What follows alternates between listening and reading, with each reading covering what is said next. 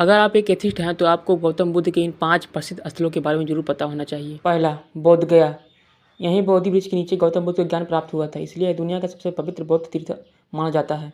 दूसरा, सारनाथ। ज्ञान प्राप्ति के बाद बुद्ध ने अपना पहला उपदेश सारनाथ में दिया था। इसे धर्मचक्र प्रवर्तक की शुरुआत माना जाता है। तीसरा, नालंदा विहार। नालंदा प्राचीन भारत का विश्व प्रसिद्ध विश्वविद्यालय था, जहाँ भारत के अलावा चीन, कोरिया और अन्य देशों से भी छात्र पढ़ने आते थे। चौथा, कुशीनगर। यहीं गौतम बुद्ध ने देह त्याग प्राप्त किया था। यह बौद्ध धर्म के सबसे महत्वपूर्ण तीर्थ स्थलों में से एक है। पाँचवा, सांची स्तूप।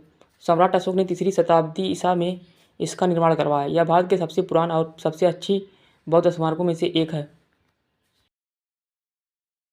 अगर आप एक एथिस्ट हैं तो आपको गौतम बुद्ध के इन 5 प्रसिद्ध स्थलों के बारे में ज़रूर पता होना चाहिए। पहला, बोध गया।